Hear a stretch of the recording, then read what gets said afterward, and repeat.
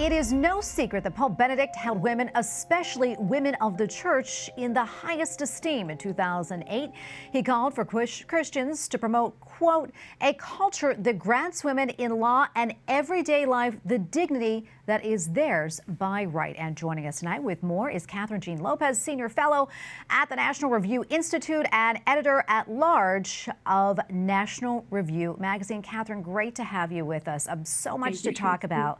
But first, I want to start with your personal experience with Pope Benedict. I know you met him back in 2012. Talk to us about that and the impact it had on you. Well, it was a really remarkable event. It was the beginning of the year of faith. And Pope Benedict himself, I was told, decided at the 50th anniversary as well of the closing of the Second Vatican Council, it would be a good idea to reissue messages that Paul VI had given to different populations. Scientists, laborers, musicians, and women was one of the populations. And the message, with maybe some of your viewers have come upon, is so beautiful. But the phrase that always stands out to me is, it talks about how women impregnated with the spirit of the gospel can do so much to aid mankind in not falling.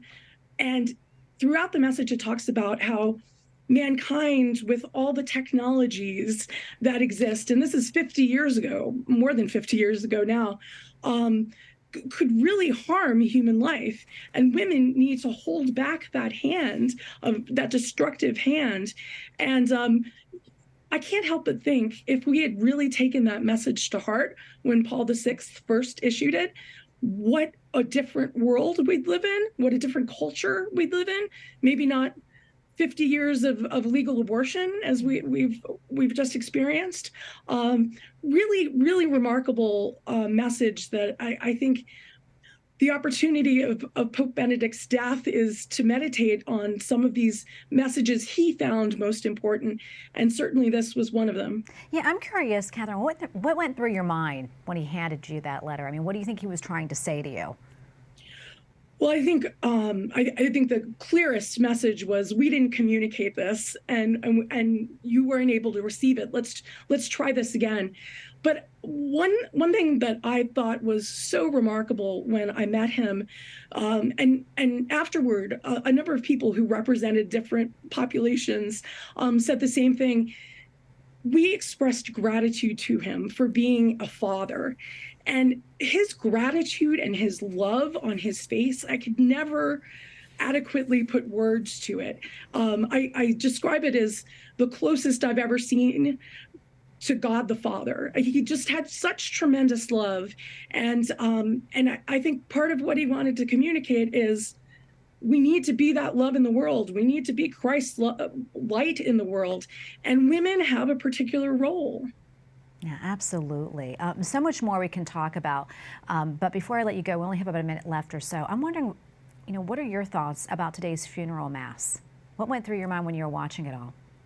Well, it was such a beautiful, of course, in the wee hours, but I had such gratitude that we lived at a time with such tremendous men in the papacy.